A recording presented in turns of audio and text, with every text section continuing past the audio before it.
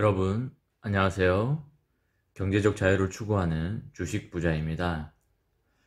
이번 시간에는 주식 이야기가 아닌 대출 관련 이야기를 좀 해보고자 합니다. 대출 관련 정보도 구독자분들 중에 필요하신 분들이 있을 것 같아 전해드릴까 합니다. 대출 중에서도 금리 인하 요구권에 대한 기사와 이야기를 좀 해보고자 하는데요. 아마 구독자분들 중에 많은 분들께서 신용대출이든 아파트담보대출이든 토지담보대출이든 많이들 받고 있을 거라고 생각합니다. 저 또한 신용대출과 담보대출을 받고 있고요. 모든 대출에는 대출금리라는 게 있고 우리는 빌린 원금에다 대출금리에 상응하는 만큼의 이자를 은행에다가 매달 지불해야 합니다. 그 금리가 낮을수록 은행에다가 갖다 내야 하는 이자가 줄어들기 때문에 돈을 빌린 사람, 즉 채무자에게는 이득입니다. 그래서 채무자는 최대한 금리를 깎고 싶어 합니다.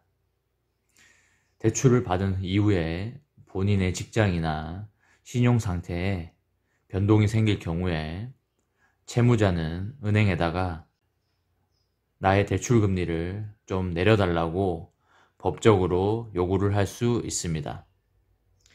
이 권리를 금리 인하 요구권이라고 합니다. 대출이 필요할 때 여러 금융사에서 손품 발품을 팔아 최저금리를 찾아내는 똑똑한 소비자들이 많아졌다고 합니다. 예전에는 금리를 내릴 수 있는 방법조차 모르시는 분들이 상당히 많았는데 요즘은 유튜브도 발달되고 정보의 공유가 빠르다 보니까 이렇게 저렇게 알아서 본인의 금리를 빨리빨리 깎는 그런 똑똑한 소비자들이 많아졌다고 합니다. 밑에 보시면 신용 상태가 좋아지면 금리를 깎아달라고 당당하게 요구할 수 있는 권리가 금리 인하 요구권입니다. 요즘은 창구에 가지 않아도 PC나 스마트폰으로 간편하게 금리 인하 요구권을 행사할 수 있게 됐습니다.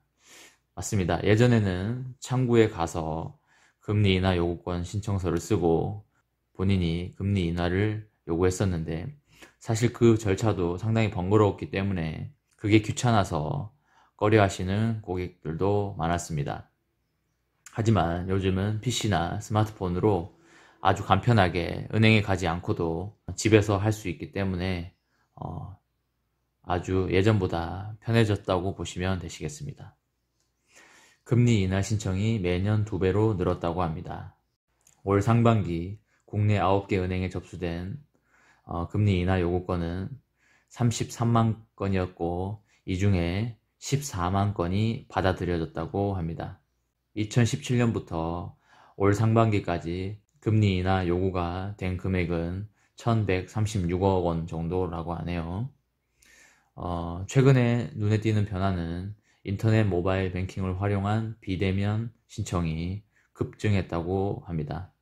전체 금리 인하 요구권 중 비대면 신청은 98%까지 올랐다고 합니다.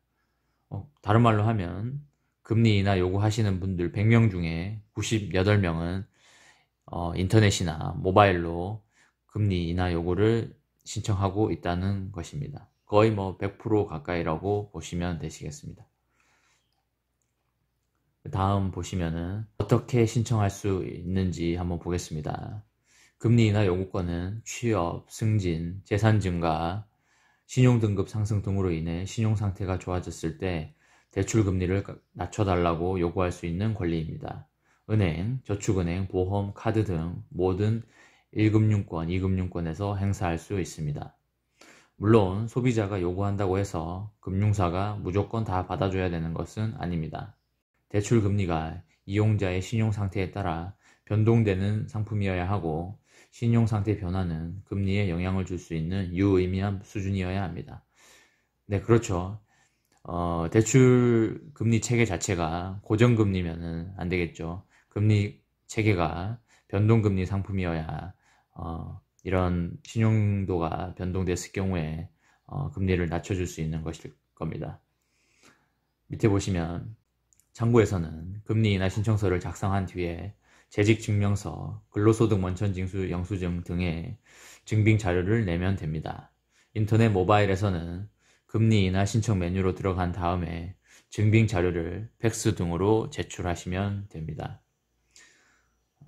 특히 카카오뱅크 같은 경우에 지난해부터 신용등급이 오른 대출 이용자에게 금리 인하 요구권을 행사하라고 먼저 알려주는 친절한 서비스까지 도입하기도 했다고 합니다. 자, 다음 보시면 그러면 이런 금리 인하 요구가 수용이 거부가 돼도 소비자에게 불이익이 없는가 라고 봤을 때 불이익이 없다고 합니다. 금융사는 금리 인하 신청을 접수하고 나서 10영업일 안에 결과를 알려줘야 합니다. 전화나 서면, 문자 서비스, 이메일 등을 통해 수용 여부와 사유를 설명을 해 주어야 합니다. 요구가 받아들여지지 않더라도 소비자인 즉 채무자에겐 불이익이 없습니다. 그래서 일단 채무자는 자격이 된다면 일단 신청해 보는 게 이득입니다. 신청해서 안 되면 어쩔 수 없고 신청해서 되면 금리가 떨어지니 내가 은행에다가 내야 될 이자가 줄어드니까 채무자에게는 신청하는 게 그래도 이득이란 얘기입니다. 그리고 금융회사와 고객 간의 대출 계약을 하기 전에 금융회사는 소비자에게 금리 인하 요구권 제도를 설명해 줘야 됩니다. 이를 어긴 금융사나 임직원은 최대 1,000만 원의 과태료를 물어야 합니다. 네, 이렇게 다소 간단하게 금리 인하 요구권에 대해서 이야기를 해 보았습니다. 지금 대출을 아마 받고 계신 분들이 많은 걸로 알고 있는데 본인의 신용도를 다시 한번 체킹 한번 해보시고 굳이 은행에 가지 않으셔도 집에서 인터넷이나 모바일로 금리 인하 신청 요구를 할 수 있기 때문에 본인의 신용도를 다시 한번 체킹해 보시고 신청하시면 좋으실 것 같습니다. 원금이 클 경우에 금리가 조금이라도 다운이 돼도 세이브할 수 있는 이자가 상당히 큽니다.